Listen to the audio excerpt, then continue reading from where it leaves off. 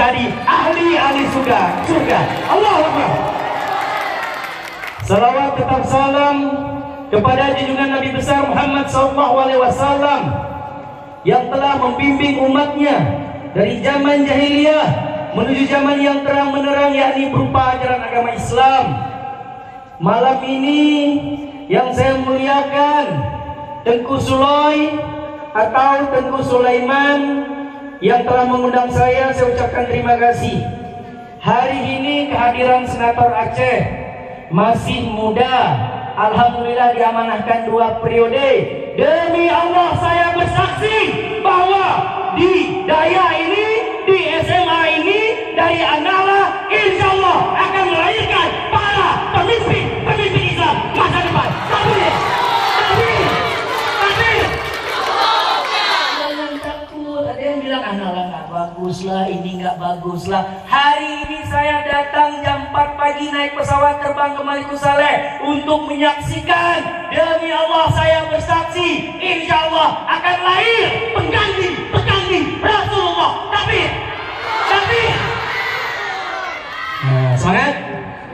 semangat.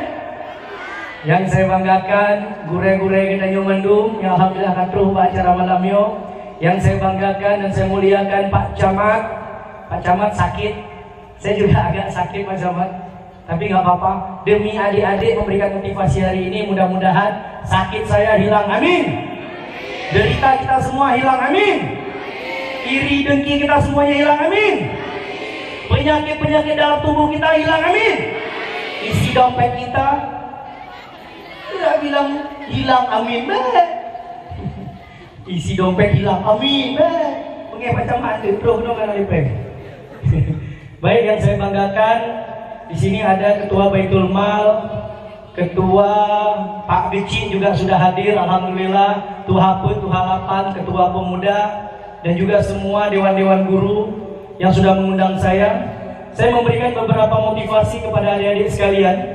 Motivasi Islam yang setidaknya mohon tanamkan, mohon camkan, catat di dalam pikiran kita bahwa malam ini ada beberapa ilmu-ilmu yang saya sampaikan, terapkan dan jadilah kita sebagai pemimpin muda Islam akhir zaman. Saudara-saudara sekalian, adik-adikku sekalian, bahwa menurut hadis Rasulullah, dunia ini terdiri dari 5 fase peradaban. Peradaban pertama adalah ketika Rasulullah dilahirkan sampai Rasulullah wafat. Fase kedua adalah ketika Khulafaur Rasyidin. Dari siapa?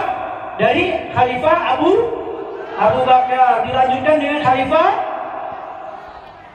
Khalifah Abu Bakar Umar. Dilanjutkan dengan Khalifah Utsman. Dilanjutkan dengan Khalifah Ali bin Abi Thalib. Kemudian berakhir bangkitlah kejayaan Islam melalui Bani yang disebut dengan Bani Umayyah.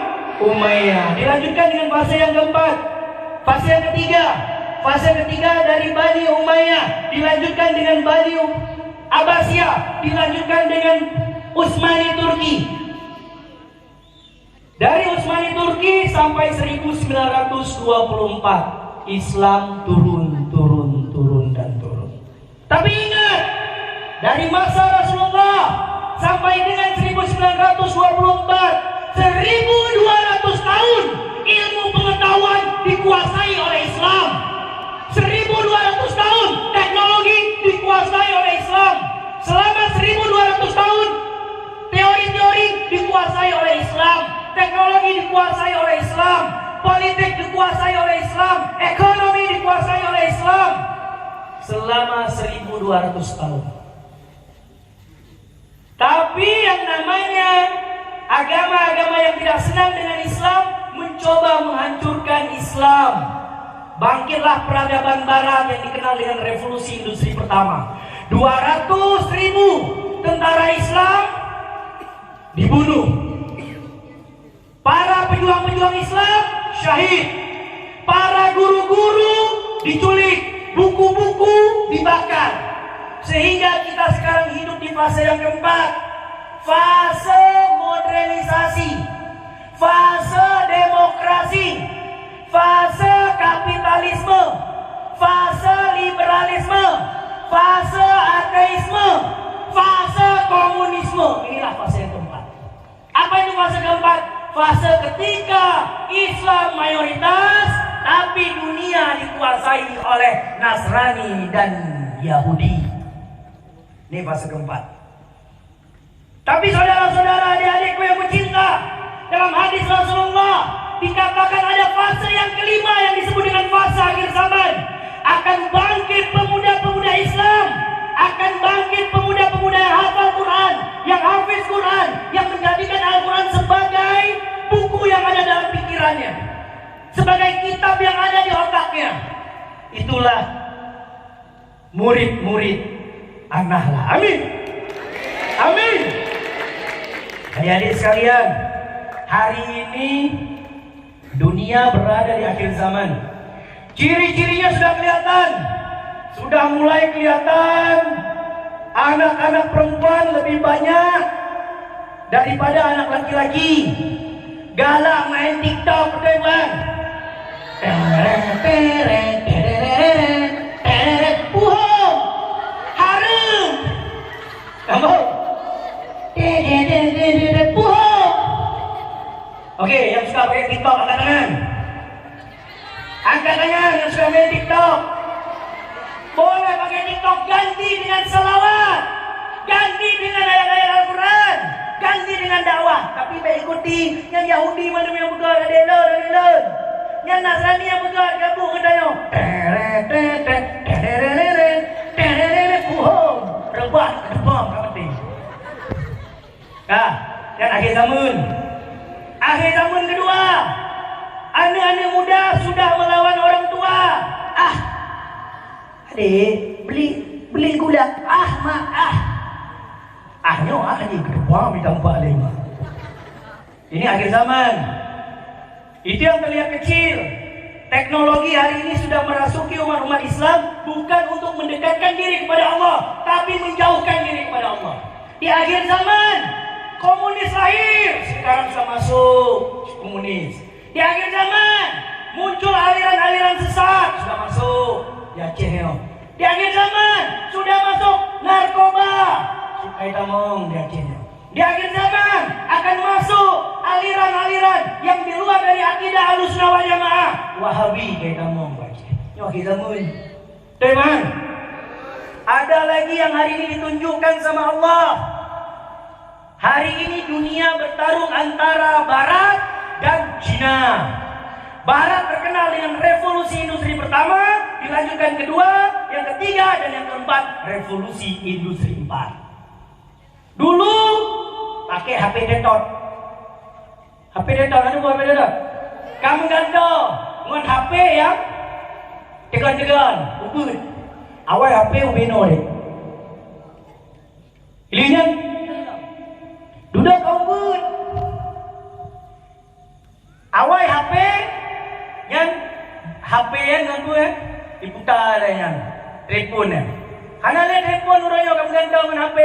Awal na BBM, nama BBM awal. Dino hanale. Awal na pager, dino na pager. Hanale. Dino kamu sudah mengganti dengan teknologi yang disebut dengan touch screen. Kalau lagi warung Padang, siapa lu pilihnya. Jadi menjaro. Ini ciri-ciri akhir zaman.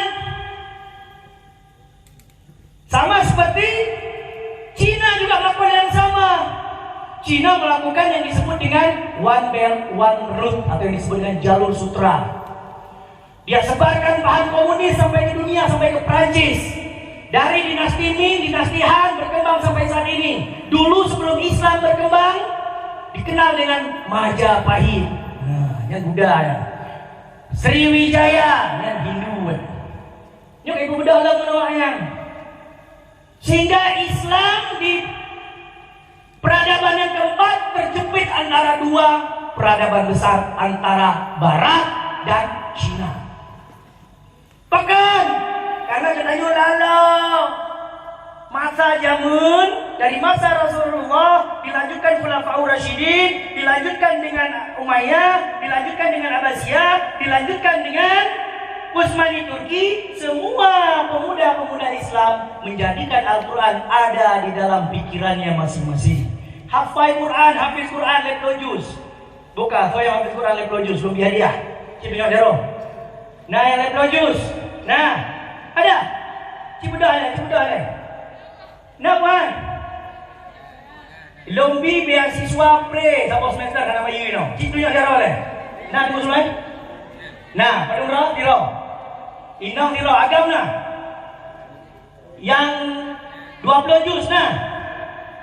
30 juz nah, yang agam. Nah, 30 juz itu tunjuk jaro le. Mana agam? 30 juz nah. Nah, buat.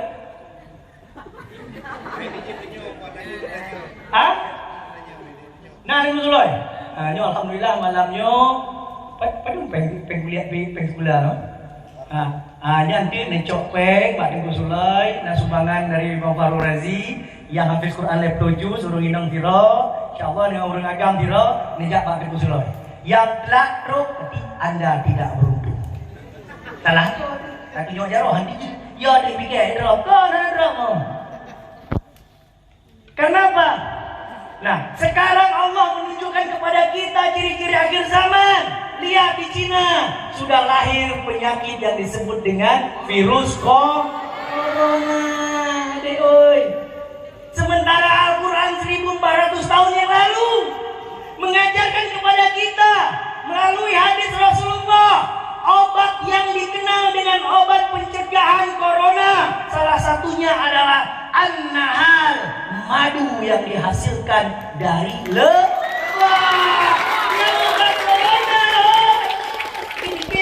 Anak-anak itu galak-galak ada cekan. Lawan anak-anak adalah lalap. Lalap kamu muda, tapi parfum, tapi kamu cantik, tapi punan soflet, tetap info yang lalap, betul kan? Betul kan? Tapi yang namanya anak-anak yang disebut dengan lebah, walaupun kita kotori dia, walaupun kita joroki dia, walaupun kita buat dia tidak bersih, dia tetap terbang kepada bunga dan menghasilkan madu, dan madu itulah sebagai sumber penyakit Islam.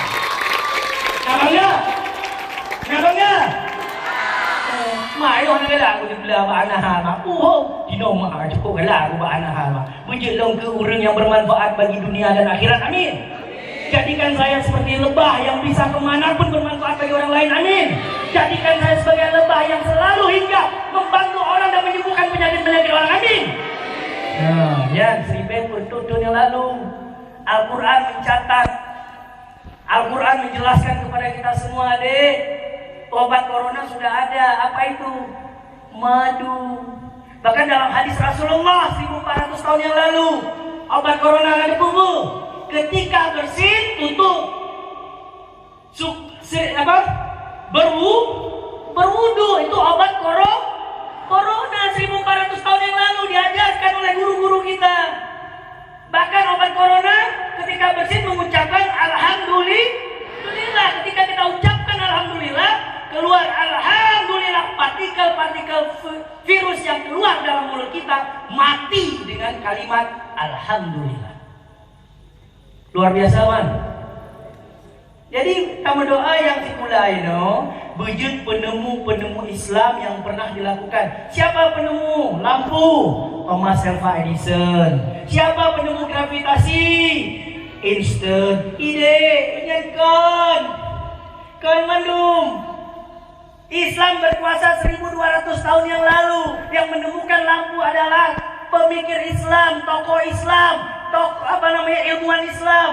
Yang menemukan kapal selam itu ilmuwan Islam. Yang menemukan panah itu ilmuwan Islam. Yang menemukan teori gravitasi itu Islam. Ibnu Khaldun, Ibnu Rusi, Ibnu Sina, dan Ar-Razi lagi nalun je. Penemu tidak cuma juga zaman milenial kalau ini. Penemu boh rum.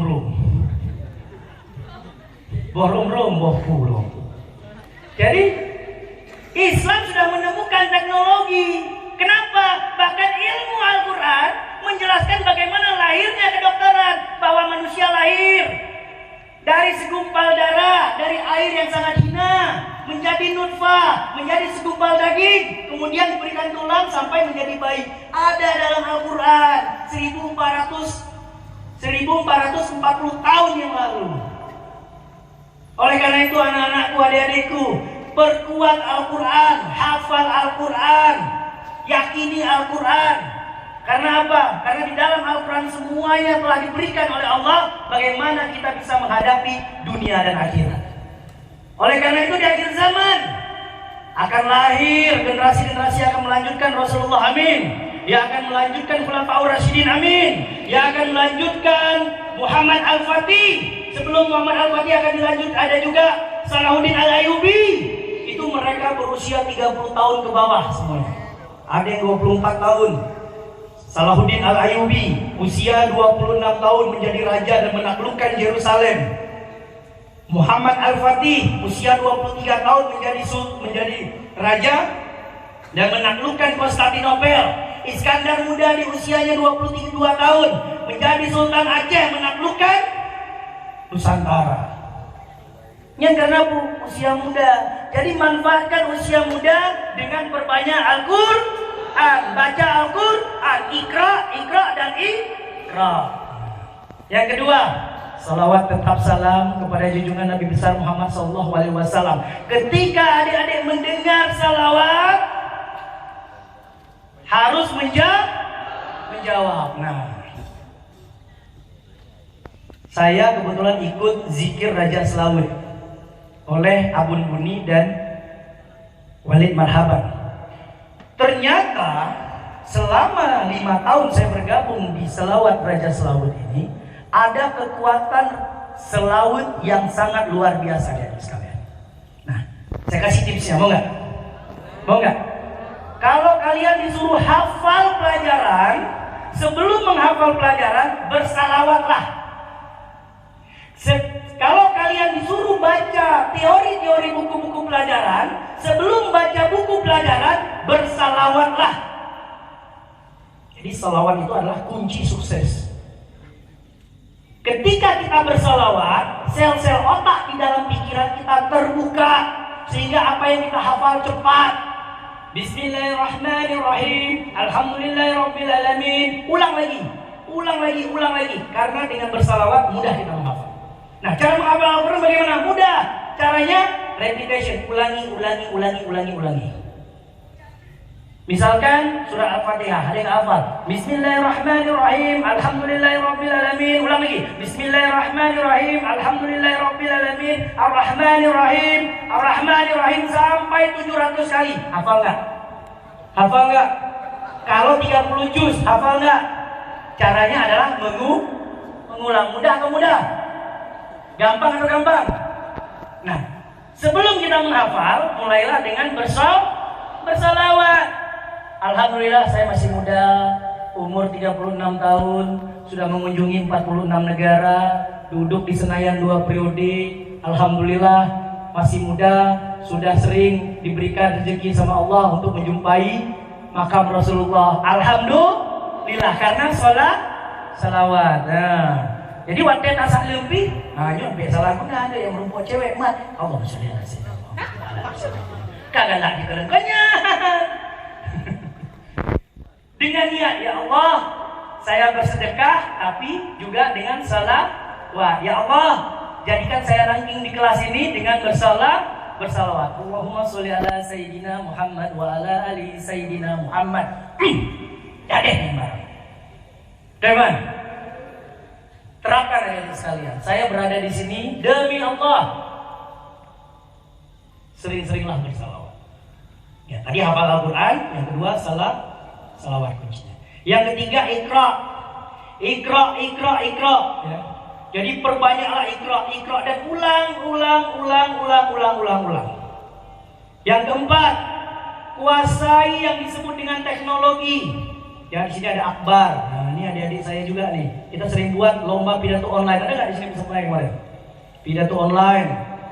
Jadi gunakan media sosial, jangan melihat yang parno-parno. Nah, yang dengarnya. Tapi seringlah untuk berdakwah.